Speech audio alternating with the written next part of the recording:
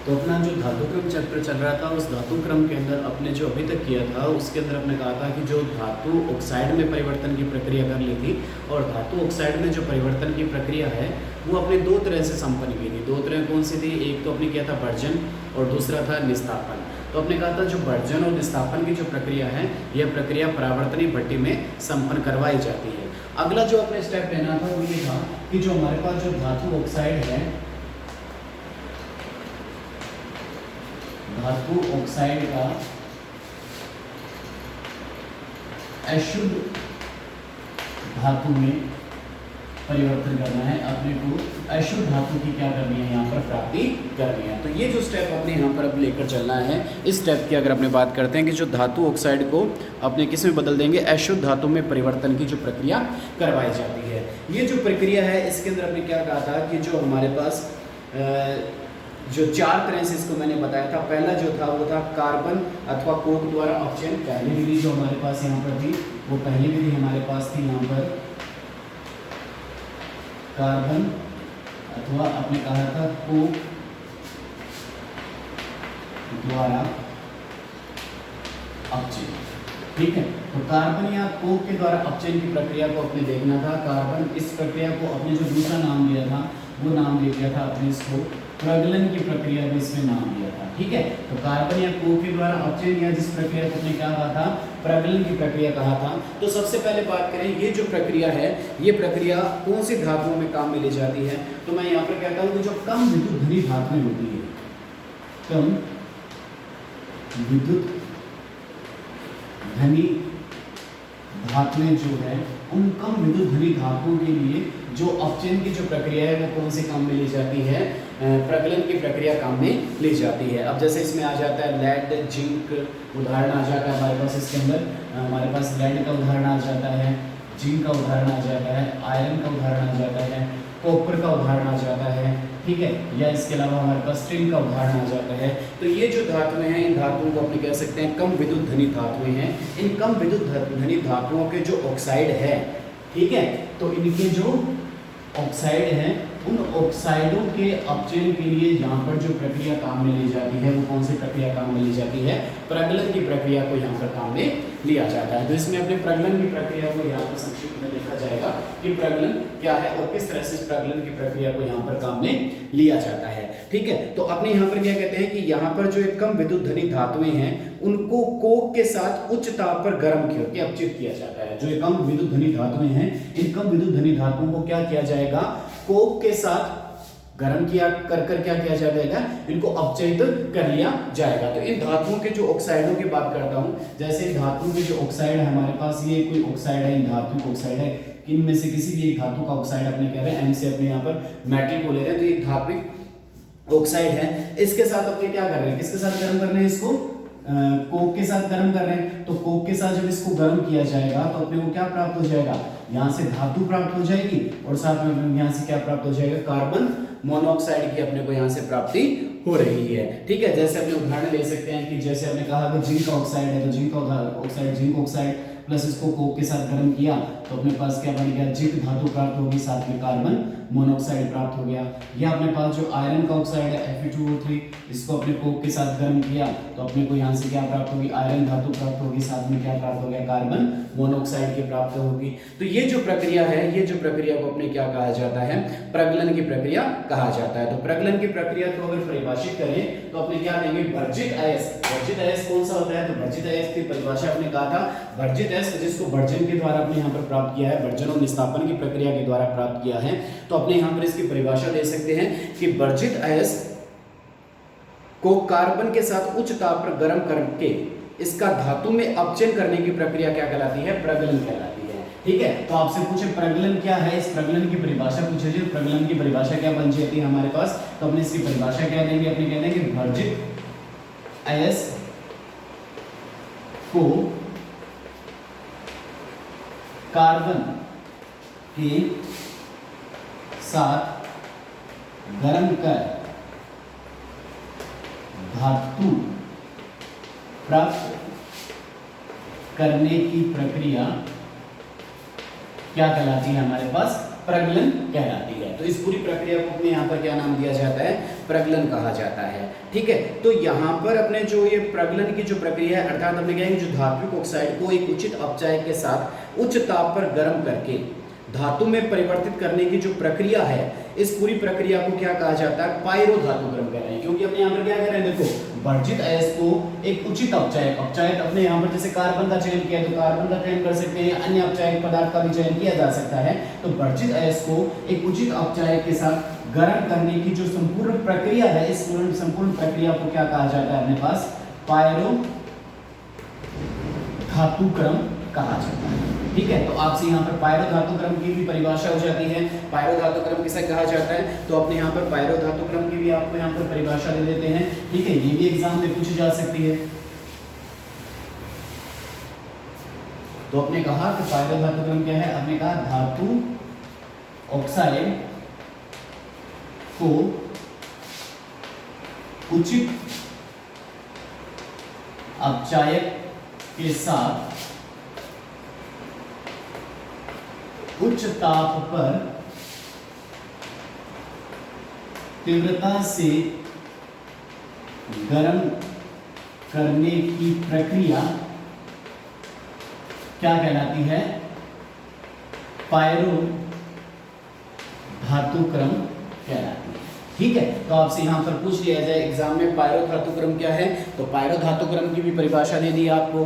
ठीक है, प्रगलन क्या है, तो ये परिभाषा हमारे पास किसकी बन जाती है, प्रगलन की परिभाषा बन जाती है। तो प्रगलन किसे कहा जाता है, तो प्रगलन की परिभाषा भी अपने यहाँ पर दे दी। ठीक है, तो प्रगलन की भी परिभाषा होगी, पायरो धातुक्रम की भी हमारे पास परिभाषा होगी।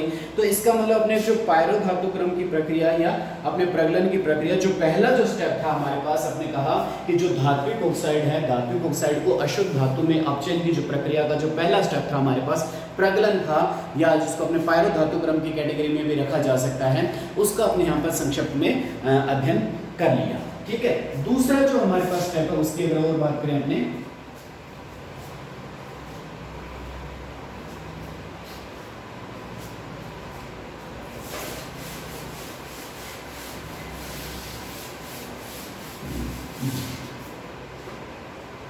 दूसरा हमारे पास था यहां पर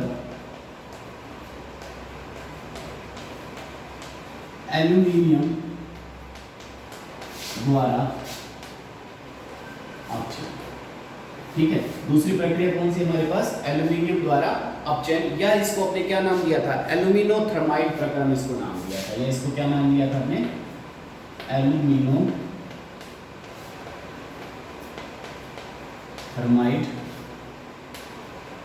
प्रक्रम इसको नाम दे दिया जाता है। ठीक है, तो एल्यूमिनियम द्वारा अपचयन, जो हमारे पास धातु ऑक्साइड है, इस धातु ऑक्साइड को कैसे बदलना है अपने को, अशुद्ध धातु में जो परिवर्तन की जो प्रक्रिया है, उस अशुद्ध धातु में परिवर्तन की प्रक्रिया को अपने अध्ययन कर रहे हैं। इसका जो दूसरा नाम क्या है हमारे पास, एल्यूमिनोथर्माइड प्रक्रम। इसमें क्या किया जाता है कि जो अपने पास कह सकते हैं उच्च विद्युत धनी जो अपने पास कहते हैं, जैसे क्रोमियम का ऑक्साइड हो गया या मैग्नीज का ऑक्साइड हो गया। ठीक है, तो क्रोमियम ऑक्साइड Cr2O3 आ गया, या अपने पास Mn3O4 मैग्नीज का ऑक्साइड आ गया। तो जो क्रोमियम और मैग्नीज के जो ऑक्साइड हैं, इनका उच्च विद्युत धनी धातु एल्यूमिनियम के द्वारा इसका अपचयन करवाया जाता है। ठीक है, तो इन ऑक्साइडों का जो अपचयन है, का अपचयन, ठीक है, एल्यूमिनियम कैसी है हमारे पास, उच्च विद्युत धनी धातु द्वारा करवाया जाता है। ठीक है, तो एल्यूमिनियम द्वारा अपचयन, अपने जो हेडिंग ये लगाई, एल्यूमिनियम द्वारा अपचयन की प्रक्रिया को क्या नाम दिया जाता है, एल्यूमिनोथर्माइड प्रक्रम कहा जाता है। तो अपने कहते हैं कि जो क्रोमियम का ऑक्साइड और मैग्नीज का ऑक्साइड, इन क्रोमियम और मैग्नीज के ऑक्साइड का जो अपचयन है वो किससे करवाया जाता है, एल्यूमिनियम। और एल्यूमिनियम कैसे उच्च विद्युत धनी धातु है, इसके द्वारा अपचयन करवाया जाता है। तो इस प्रक्रिया को अपने क्या कहते हैं, अपने एल्यूमिनोथर्माइड प्रक्रम कहा जाता है। ठीक है, अब आपके दिमाग में आ रहा होगा कि जो क्रोमियम और मैग्नीज के जो ऑक्साइड हैं, इनका जो अपचयन है, इनका अपचयन कोक अर्थात कार्बन अथवा कार्बन मोनोऑक्साइड के द्वारा नहीं करवाया जा सकता। ठीक है। तो आपने कहा है कि जो क्रोमियम का ऑक्साइड या जो मैंगनीज के ऑक्साइड का जो अपचयन है, इनका अपचयन कोक अथवा कार्बन मोनोऑक्साइड के द्वारा इनका अपचयन नहीं करवाया जा सकता। ठीक है, तो इस प्रक्रिया को अपने गोल्डस्मिथ थर्माइट प्रक्रम के नाम से भी जानते हैं। इस प्रक्रिया का दूसरा नाम भी मैं आपको यहाँ पर बता देता हूँ। इसका जो दूसरा नाम हमारे पास क्या हो जाता है, गोल्डस्मिथ, साइंटिस्ट का नाम पर इसको नाम दिया गया थर्माइट प्रक्रम भी इसको अपने कह सकते हैं। तो आपसे पूछ लिया जाए गोल्डस्मिथ थर्माइट प्रक्रम क्या है, तो यही जो अपने कहते हैं क्रोमियम और मैंगनीज के जो ऑक्साइड का जो अपचयन उच्च विद्युत धनी धातुएं, जैसे अपने पास उच्च विद्युत धनी धातु एल्यूमिनियम के द्वारा करवाया जाता है, इस प्रक्रिया को क्या कहा जाता है, अपने गोल्डस्मिथ थर्माइट प्रक्रम कहा जा सकता है। ठीक है, कैसे अगर अपने बात करें यहाँ पर, तो इसके अपचयन की प्रक्रिया की मैं बात करूँ, जैसे क्रोमियम का ऑक्साइड हो गया, ठीक है, इसका अपचयन अपने किससे करवाना है, एल्यूमिनियम से। तो इसके साथ इसको गर्म करेंगे, तो गर्म करने पर अपने को क्रोमियम की प्राप्ति हो जाएगी और साथ में अपने को क्या मिल जाएगा, एल्यूमिनियम ऑक्साइड मिल जाएगा। तो यहाँ पर क्या हो गया, क्रोमियम के ऑक्साइड का क्या हो गया, अपचयन हो गया। तो क्रोमियम के ऑक्साइड का यहाँ पर क्या दिखाई दे रहा है, अपने को अपचयन की प्रक्रिया अपने को यहाँ पर दिखाई दे रहा है। ठीक है, तो अपने पास यहाँ पर ये जो अपचयन की प्रक्रिया है, इस अपचयन की प्रक्रिया को अपने एल्यूमिनियम के द्वारा यहाँ पर ये करवाया गया है। तो इन सभी को करने के बाद में, जैसे मैंने यहाँ पर कहा कि क्रोमियम ऑक्साइड का जो अपचयन है अपने किसके द्वारा करवाया गया, एल्यूमिनियम के द्वारा अपने यहाँ पर अपचयन की प्रक्रिया को संपन्न करवाया गया। तो अब आपके यहाँ पर दिमाग में एक प्रश्न उठ सकता है कि जैसे आपने कहा कि जो क्रोमियम ऑक्साइड का जो अपचयन है, इस क्रोमियम के ऑक्साइड के अपचयन के लिए अपने कोक या कार्बन मोनोऑक्साइड को प्रयोग में क्यों नहीं लिया। ठीक है, दूसरी बात अपने ये कह सकते हैं कि जब जिंक ऑक्साइड का जब अपचयन करवाया था, तो जिंक ऑक्साइड के अपचयन के लिए मैंने यहाँ पर क्या क्या में लिया था, कोक को काम में लिया था। तो वो किस में परिवर्तित, जिंक उसने अपचय कर दिया था और कार्बन मोनोऑक्साइड का निर्माण कर दिया था। मैं कहता हूँ कि जो जिंक है, वो जिंक भी हमारे पास क्या है कि अच्छा अपचायक पदार्थ है। तो अच्छा अपचायक पदार्थ होने के कारण से ये जो अभिक्रिया है, वो अभिक्रिया उत्क्रमणीय अभिक्रिया में परिवर्तित क्यों नहीं होती है, इसका आंसर अपने पास नहीं मिल पाता है। या अब ये कह सकते हैं कि जो क्रोमियम के ऑक्साइड का अपचयन एल्यूमिनियम के द्वारा ही क्यों हुआ। ठीक है, इस चीज का आंसर क्या है, ये चीज कैसे हुआ कि क्रोमियम के ऑक्साइड के अपचयन के लिए अपने एल्यूमिनियम का ही चयन किया, दूसरा जिंक ऑक्साइड के अपचयन के लिए मैंने कोक का ही चयन किया। ठीक है, दूसरा जब अपचयन हो गया, ठीक है, लेकिन अपने कहते जिंक भी एक अच्छा अपचायक है, तो ये वापस इस अभिक्रिया को उत्क्रमणीय क्यों नहीं बना पाता है। इन सभी प्रश्नों के उत्तर जानने की अपने यहाँ पर क्या करते हैं, कोशिश करते हैं। तो अपने को पता है कि जो अपचयन की जो प्रक्रिया करवाई जाती है, इस धातु ऑक्साइड के अपचयन के लिए ऊष्मा की आवश्यकता होती है। अपने को यहाँ पर ध्यान देने वाली बात है, वो क्या है हमारे पास मेन बात, कि जब भी धातु ऑक्साइड का अपचयन करवाया जाता है, तो धातु ऑक्साइड के अपचयन के लिए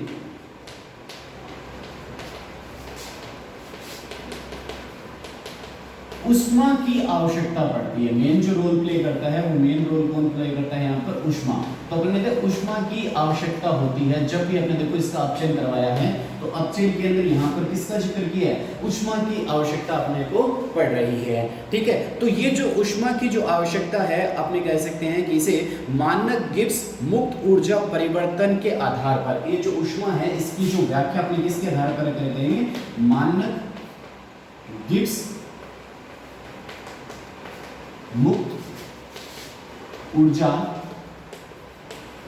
परिवर्तन, जिसको अपने डेल G0 के आधार पर इसकी व्याख्या की जा सकती है। जैसे पहले मैंने आपको इसकी व्याख्या करके अपने लास्ट लेक्चर में बता चुके हैं कि प्रक्रम के स्वतः होने के लिए गिब्स ऊर्जा जो परिवर्तन है वो कैसा होना चाहिए, ऋणात्मक प्रवृत्ति का होना चाहिए। ठीक है, अगर आपने कहा कि जिंक ऑक्साइड को अपचयन कार्बन कर रहा है, मतलब ये अभिक्रिया इस दिशा में चल रही है, अर्थात इस दिशा में जाने पर जो मानक गिब्स ऊर्जा में जो परिवर्तन की जो प्रक्रिया है वो कैसी हो रही है, हमारे पास ऋणात्मक प्रवृत्ति की हो रही है। जिंक एक अच्छा अपचायक है, मतलब जिंक कार्बन मोनोऑक्साइड के साथ अभिक्रिया करके वापस एक क्यों नहीं बना रहा, मतलब इस प्रक्रिया के अंदर जो गिब्स ऊर्जा में जो परिवर्तन है वो कैसा हो रहा है, धनात्मक प्रवृत्ति का हो रहा है, अर्थात वो प्रक्रम कैसा हो रहा है, अस्वतः प्रवृत्ति का हो रहा है। ठीक है, तो यहाँ पर कहा कि गिब्स ऊर्जा परिवर्तन के आधार पर इसको अपने अच्छे ढंग से समझा जा सकता है। दूसरा, क्रोमियम ऑक्साइड का अपचयन कौन कर सकता है, एल्यूमिनियम कर सकता है, लेकिन एल्यूमिनियम ऑक्साइड का अपचयन क्रोमियम नहीं कर सकता। इसकी व्याख्या भी कौन करता है, हमारे पास जो मानक गिब्स ऊर्जा मुक्त ऊर्जा परिवर्तन है, इसके आधार पर अपने इसकी सरल व्याख्या को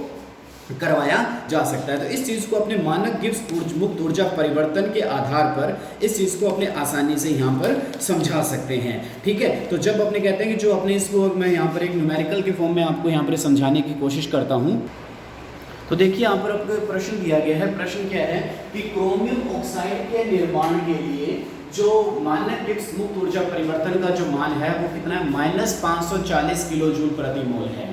ठीक है, और एल्यूमिनियम ऑक्साइड के निर्माण के लिए जो मानक गिब्स मुक्त ऊर्जा में परिवर्तन का जो मान है वो कितना है, -827 किलो जूल प्रति मोल है। तो अपने को यहाँ पर प्रश्न दिया है इसने कि क्या एल्यूमिनियम धातु द्वारा क्रोमियम ऑक्साइड का अपचयन संभव है। मतलब आपको यहाँ पर ये कहा है इसने कि chromium oxide Cr2O3 plus aluminium धातु द्वारा इसका क्या करवाया जा रहा है, अपचयन करवाया जा रहा है। ठीक है, तो अपचयन के द्वारा अपने को यहाँ पर क्रोमियम प्राप्त हो गया, प्लस में अपने क्या प्राप्त करा, Al2O3।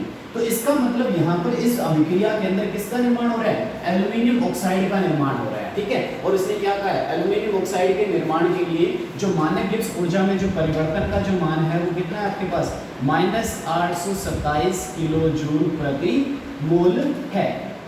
ठीक है, ये है।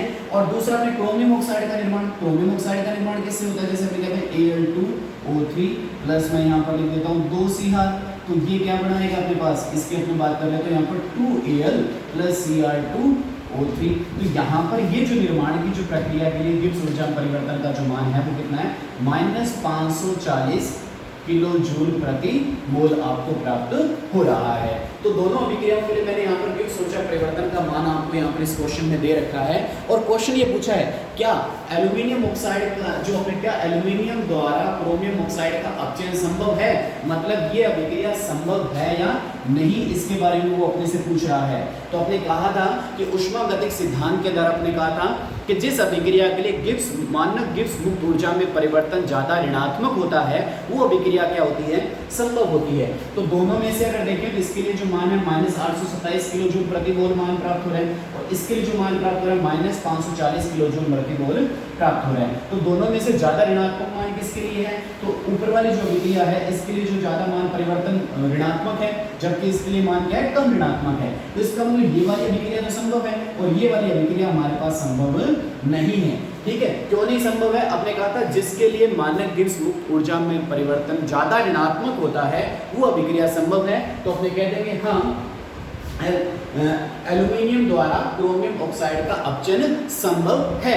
क्यों संभव है, क्योंकि हमने कहा कि उक्त अभिक्रिया के लिए मानक गिब्स मुक्त ऊर्जा में जो परिवर्तन हो रहा है वो परिवर्तन अपने को कैसा प्राप्त हो रहा है, ज्यादा ऋणात्मक प्रवृत्ति का प्राप्त हो रहा है। तो आपको अपने जो क्वेश्चन था अपने पास कि आपने कहा कि जिंक ऑक्साइड का जो अपचयन है वो कार्बन के द्वारा करवाया जा रहा है और क्रोमियम ऑक्साइड का अपचयन एल्यूमिनियम के द्वारा करवाया जा सकता है, लेकिन एल्यूमिनियम ऑक्साइड का अपचयन क्रोमियम के द्वारा नहीं करवाया जा सकता। इसका जो आंसर अपने को कौन दे रहा है, ऊष्मागतिक जो हमारे पास अवधारणा थी वो ऊष्मागतिक अवधारणा अपने को इस क्वेश्चन का आंसर दे रहा है, जो अपने प्रीवियस लेक्चर में आपको गिब्स हेल्महोल्ट्ज समीकरण मैंने बताई थी, उस समीकरण के द्वारा अपने ये चीज की पुष्टि अपने पास हो रही है, जो इस प्रकार से अपने समीकरण की पुष्टि की थी।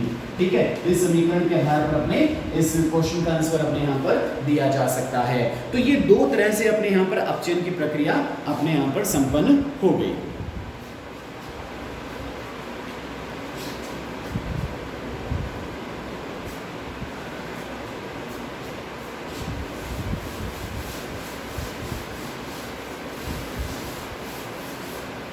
अब अपने पास यहाँ पर तीसरा तरह का जो अपचयन की प्रक्रिया है उसको अपने क्या नाम दिया था, स्वतः अपचयन या वायु में गर्म करने से अपचयन। तो तीसरा हमारे पास क्या था, हमारे पास स्वतः अपचयन।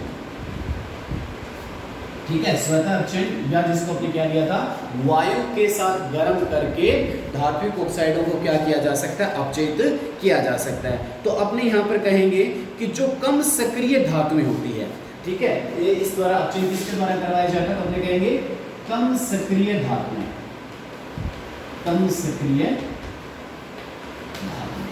ठीक है, अब कम सक्रिय धातुएं कौन कौन से हो सकती है, जैसे कॉपर हो सकता है, ठीक है, लेड हो सकता है, मरकरी हो सकती है। तो कॉपर, लेड और मरकरी जैसी कम सक्रिय धातुओं का जो अपचयन है वो स्वतः अपचयन के द्वारा संभव है। इनको स्वतः ही क्या किया जा सकता है, अपचयित किया जा सकता है, अर्थात वायु के साथ गर्म करके इनको अपचयित किया जा सकता है। तो इन धातुओं के जो ऑक्साइड है उनको उच्च ताप पर ये क्या होते हैं, अस्थायी प्रकृति के होते हैं। तो इनके अपचयन के लिए किसी अन्य अपचायक पदार्थ की अपने को आवश्यकता नहीं पड़ती है। तो हमने कहा कि इन धातुओं के, कम सक्रिय धातुओं के जो ऑक्साइड हैं,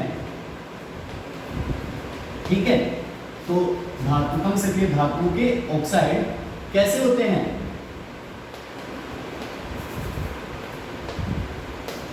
उच्च ताप पर अस्थायी होते हैं, ठीक है। तो इनके अपचयन के लिए किसी अन्य अपचायक पदार्थ की आपको आवश्यकता नहीं पड़ती है। इसका उदाहरण ले सकता हूं मैं, बेसेमर परिवर्तक में होने वाली अभिक्रिया। इसका उदाहरण क्या होता है हमारे पास? तो बेसेमर परिवर्तक में होने वाली अभिक्रिया, ठीक है। बेसेमर परिवर्तक को आगे डिटेल में करवाया जाएगा।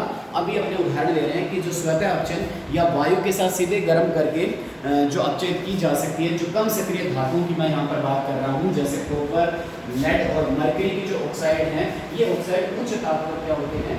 अस्थायी होते हैं, अस्थायी प्रवृत्ति के होते हैं। तो इनको अपने सीधा गर्म करके, उच्च ताप पर गर्म करके इनको क्या किया जा सकता है? धातु में अपचयित किया जा सकता है। उदाहरण हमारे पास आ गया बेसेमर परिवर्तक में होने वाली जो अभिक्रिया है, और बेसेमर परिवर्तक को आगे अपने डिटेल में करवाया जाएगा। तो इसका अपने पास बेसेमर परिवर्तक में जो होने वाली अभिक्रिया है वो अपने पास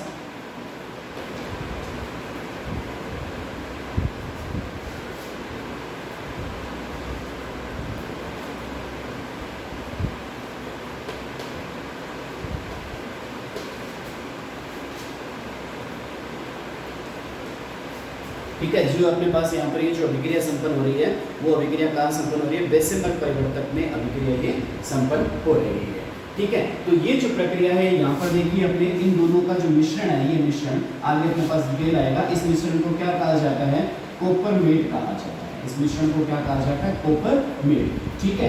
तो इन दोनों के मिश्रण को जब आपने क्या किया जाएगा? बेसेमर परिवर्तक में गर्म किया जाता है। देखो सीधा गर्म कर रहे हैं, कोई अपचायक पदार्थ आपने नहीं लिया, ठीक है। तो इन दोनों का ही मिश्रण है, इन दोनों के मिश्रण को अपने जब गर्म किया तो गर्म करके अपने क्या प्राप्त होगी? यहाँ पर कॉपर धातु क्या हो गई? अपचयित हो गई, ठीक है। तो बेसेमर परिवर्तक में जब कॉपरमेट को गर्म किया जाता है, तो कॉपरमेट को गर्म करने पर अपने को क्या प्राप्त हुई है? यहाँ पर कॉपर धातु प्राप्त हो रही है। और इस प्रक्रिया के अंदर अपने किसी अन्य अपचायक पदार्थ की आपको यहाँ पर आवश्यकता नहीं पड़ रही है। तो बिना अपचायक पदार्थ के अपने यहाँ पर क्या कर रहे हैं? धातुओं को क्या किया जा रहा है? आसानी से अपचयित करवाया जा रहा है।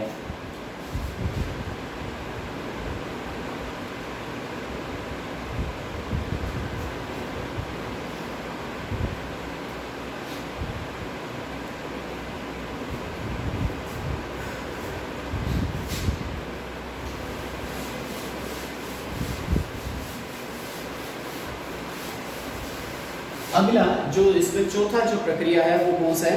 वैद्युत अपघटनी अपचयन। अगला कौन सा हमारे पास इसमें आता है? वो हमारे पास है इसमें वैद्युत अपघटनी अपचयन, जिसको आपने क्या नाम दिया था? इलेक्ट्रो धातु क्रम नाम दिया था। तो वैद्युत अपघटनी अपचयन, जिसको अपने नाम क्या देते हैं? इलेक्ट्रो धातु क्रम नाम देते हैं। ये चौथा प्रकार है जिसके द्वारा क्या किया जाता है? धातु ऑक्साइड को धातु में क्या किया जाता है? परिवर्तित किया जा सकता है। तो ये प्रक्रिया किसके लिए अपनाते हैं? अपने पास यहाँ पर बात करें जो उच्च विद्युत धनी प्रवृत्ति की, ठीक है, उच्च विद्युत धनी। अब उच्च विद्युत धनी धातुएं कौन कौन सी हैं? तो उच्च विद्युत धनी धातुएं हमारे पास हो सकती है, जैसे हमारे पास सोडियम, पोटेशियम, मैग्नीशियम, ठीक है। सोडियम हो गया, पोटेशियम हो गया, मैग्नीशियम हो गया, एल्यूमिनियम हो गया, ठीक है। इनके अलावा हमारे पास कैल्शियम हो गया, ठीक है। तो कैल्शियम, इनके ऑक्साइड, ठीक है, इनके ऑक्साइडों का अपचयन या हाइड्रोक्साइडों, ऑक्साइड, हाइड्रोक्साइड, या जो इनके क्लोराइड है, ठीक है। तो इनके क्लोराइडों का जो अपचयन है, इनके क्लोराइडों के जो अपचयन की जो प्रक्रिया अपने यहाँ पर बात कर रहे हैं कि इलेक्ट्रोमेटलर्जी के द्वारा इनका अपचयन करवाया जाता है, ठीक है। तो अपने से पूछ लिया जाए वैद्युत अपघटनी जो अपचयन है वो किसके लिए काम में लिया जाता है, तो अपने कहेंगे उच्च विद्युत धनी धातुओं, उच्च विद्युत धनी धातुओं में कौन कौन सी आ जाती है हमारे पास, सोडियम, पोटेशियम, मैग्नीशियम, एल्यूमिनियम, ठीक है, कैल्शियम, इनके जो ऑक्साइड है अथवा हाइड्रोक्साइड है अथवा क्लोराइड है, इनके अपचयन के लिए अपने जो प्रक्रिया काम में लेते हैं वो प्रक्रिया कौन सी होती है हमारे पास, वैद्युत अपघटनी अपचयन, या इसको अपने नाम क्या देते हैं यहाँ पर, इलेक्ट्रो धातुक्रम नाम दिया जाता है। इस अपघटनी अपचयन के अंदर जो धातु है वो धातु शुद्ध धातु अपने को कैथोड पर प्राप्त होती है। तो शुद्ध धातु की प्राप्ति कहाँ होगी, तो मैंने कहा कि जो शुद्ध धातु है वो शुद्ध धातु